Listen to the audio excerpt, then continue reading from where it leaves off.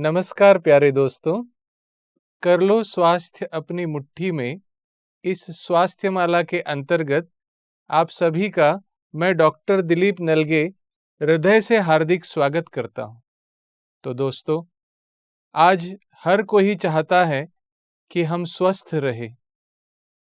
कहा जाता है पहला सुख निरोगी काया। तो निरोगी काया तो सभी चाहते हैं, लेकिन निरोगी रहने के लिए या स्वस्थ रहने के लिए हमें क्या करना चाहिए? क्योंकि आज हम अगर स्वास्थ्य का चित्र देखते हैं तो क्या दिखाई देता है? दिनों दिन अलग अलग प्रकार की बीमारियां बढ़ती ही जा रही है। चाहे ब्लड प्रेशर कहें, डायबिटीज कहें, हार्ट डिसीज कहें, कैंसर कहें और बोन्स और जॉइंट रिलेटेड डिसीजेस कहें, स्किन डिसीजेस कहें, हम देख रहे हैं कि दिनों दिन ये बीमारियों का ग्राफ बढ़ता ही जा रहा है। और अलग अलग प्रकार के इन्फेक्शंस भी हम देखते हैं कि हर साल नए नए इन्फेक्शंस सुनने को मिलते हैं। डायबिटीज के मामले में बात करें तो डायबिटीज के मामले में भारत विश्व की राजधानी बन चुका है। ब्लड प्रेशर का लगभग हर घर में एक मरीज पाया जा रहा है।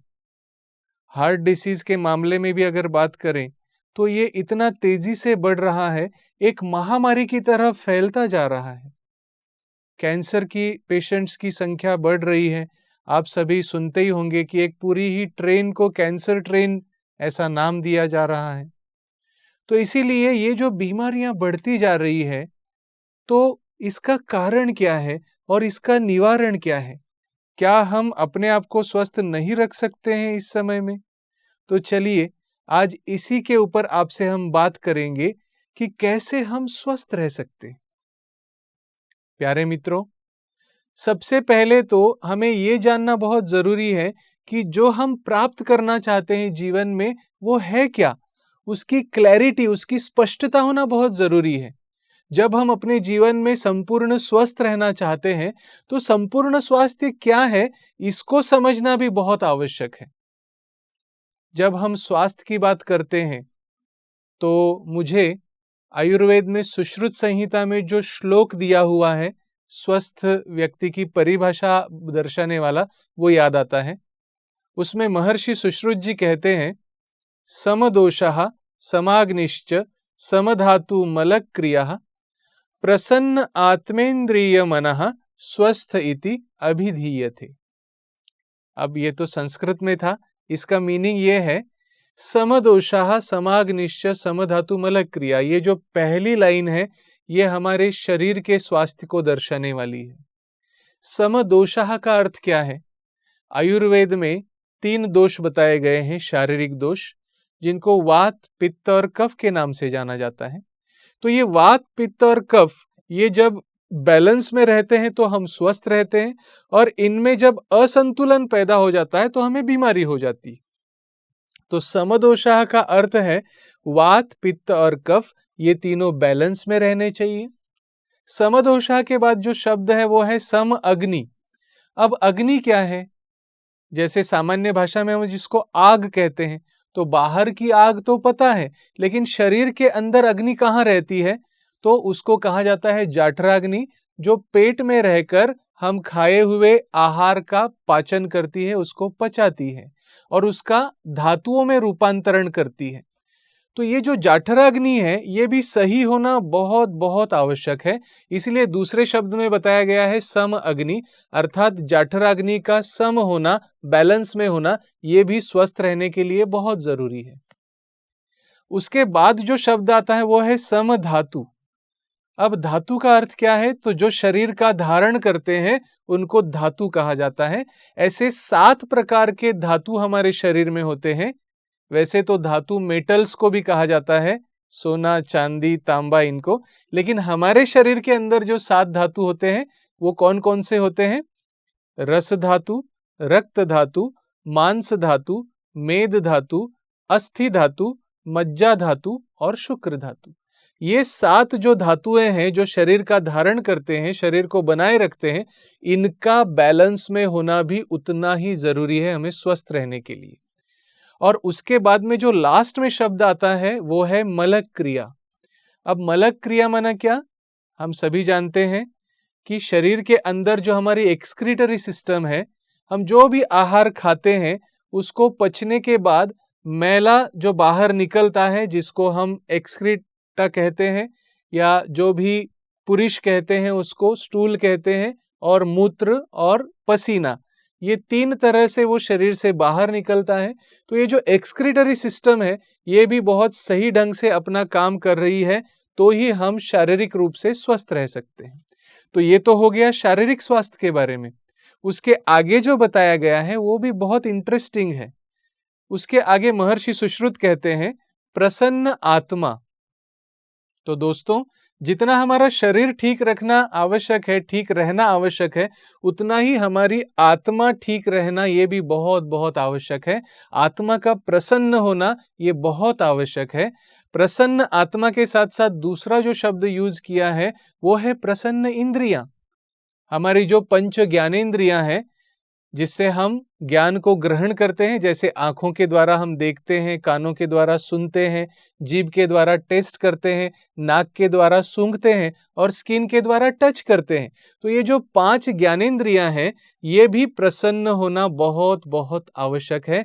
ये भी सही तरह से अपनी कार्य करती रहे तो ही हम स्वस्थ रह सकते हैं। तो प्रसन्न आत्मा, प्रसन्न इंद्रियां और प्रसन्न मन, मन का प्रसन्न होना ये सबसे ज्यादा आवश्यक चीज है, क्योंकि आज हम सभी जानते हैं दिनों दिन जो बीमारियां बढ़ती जा रही, उसमें मन का कितना इंपॉर्टेंट रोल सामने आता जा रहा है। क्योंकि कहते हैं ना कि जैसे ये जो बीमारियां बढ़ रही है, इनको साइकोसोमेटिक डिसीजेस या स्ट्रेस रिलेटेड डिसऑर्डर्स भी कहा जाता है। तो साइकोसोमेटिक का मीनिंग ही ये है कि जिसका बीज मन में होता है और वो शरीर के माध्यम से अभिव्यक्त हो जाता है। जैसे जब भी हम टेंशन में आते हैं तो क्या होता है, उसका मन के ऊपर असर पड़ता है, और वो जो असर है वो शरीर के द्वारा बीमारियों के रूप में व्यक्त हो जाता है। तो इसीलिए इसको साइकोसोमेटिक माना मनोशारीरिक बीमारियां कहा जाता है। इसीलिए ऐसा कहा भी जाता है कि अगर हमारा मन ठीक है तो हमारा तन भी ठीक रहता है। कहा भी जाता है sound mind in sound body. तो जैसे मन का शरीर पर असर पड़ता है, ऐसे शरीर का भी मन पर असर पड़ता है। तो इसीलिए सर्वांगीण रूप से यदि हमें स्वस्थ रहना है तो ये सभी बातें हमारे साथ में ठीक होना बहुत बहुत आवश्यक है। प्यारे दोस्तों, आपको ये सुन के बड़ा आश्चर्य लगेगा कि इसके लिए आज जो संस्था, बहुत बड़ी विश्वव्यापी संस्था जो कार्य करती है स्वास्थ्य के क्षेत्र में, जिसको कहा जाता है WHO, जिसका लॉन्ग फॉर्म है वर्ल्ड हेल्थ ऑर्गेनाइजेशन, माना विश्व स्वास्थ्य संगठन। आपको ये जानकर बड़ी हैरानी भी होगी और बड़ा आश्चर्य भी होगा कि इस विश्व स्वास्थ्य संगठन ने जो हेल्थ की डेफिनेशन बताई है वो बिल्कुल आयुर्वेद से मेल खाने वाली है। तो क्या है वो डेफिनेशन? WHO के अनुसार हेल्थ क्या है? केवल कोई बीमारी का अभाव माना हेल्थ नहीं है। कई बार लोग ये सोचते हैं, अरे मुझे तो कोई बीमारी नहीं है, माना मैं ठीक हूं, लेकिन ऐसा नहीं है। हेल्थ की जो डेफिनेशन WHO ने बताई है उसमें यह बताया है कि health is a state of physical, mental, social and spiritual wellbeing, not merely the absence of disease. तो इसीलिए प्यारे दोस्तों, हमें अगर स्वस्थ रहना है तो हमें ये चारों ही पहलुओं को ठीक रखना बहुत बहुत आवश्यक है।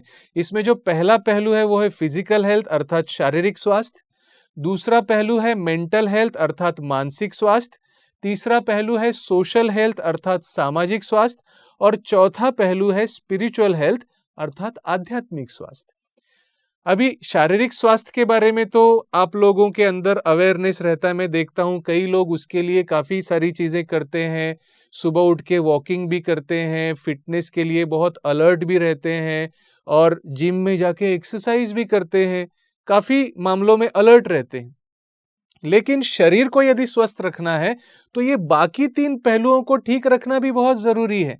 हमने केवल शरीर पर ध्यान दिया और मन के ऊपर, माना मानसिक स्वास्थ्य, सामाजिक स्वास्थ्य और आध्यात्मिक स्वास्थ्य के ऊपर ध्यान नहीं दिया तो नहीं चलेगा। इसको समझाने के लिए मैं आपको एक वृक्ष की एग्जाम्पल देना चाहूंगा, वृक्ष का एग्जाम्पल देना चाहूंगा। तो आपने देखा होगा कोई भी एक वृक्ष है, फॉर एग्जाम्पल आम का पेड़ है। तो आम का जो पेड़ होता है वो पेड़ कैसे बनता है? सबसे पहले तो उसका बीज, तो वो बीज जो है वो जमीन में जाता है और जमीन में वो गुप्त रहता है, वो दिखाई नहीं देता है, लेकिन उसी बीज से पूरा का पूरा पेड़ बनता है।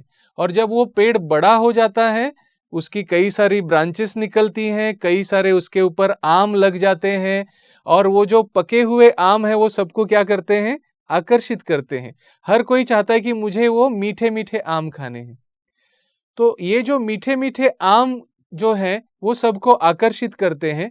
लेकिन अगर आपको अच्छे आम चाहिए तो आप क्या करोगे? ऐसा तो नहीं ना कि उस आम के ऊपर पानी डालेंगे, खाद डालेंगे तो आपको मीठे आम मिलेंगे। आप खाद और पानी कहाँ डालेंगे? जड़ों में डालेंगे ना। तो ऐसे ही ये जो पूरा स्वास्थ्य का वृक्ष है उसको आप समझ लीजिए, आम का वृक्ष माना स्वास्थ्य का वृक्ष है। उसमें जो फल है वो है हमारा शारीरिक स्वास्थ्य, जो हर कोई चाहता है कि हमारा शरीर बिल्कुल ठीक रहे। उसमें जो ब्रांचेस हैं ये है हमारा सामाजिक स्वास्थ्य, क्योंकि समाज जो बनता है वो व्यक्तियों से मिलकर बनता है। तो हमारे आपसी संबंध ठीक होना भी हमारे स्वास्थ्य के लिए बहुत बहुत आवश्यक है। तो ये जो ब्रांचेस हैं जो एक दूसरे से इंटरकनेक्टेड हैं, सारे पेड़ को कनेक्ट कर देती हैं, ये है हमारे संबंध माना सामाजिक स्वास्थ्य।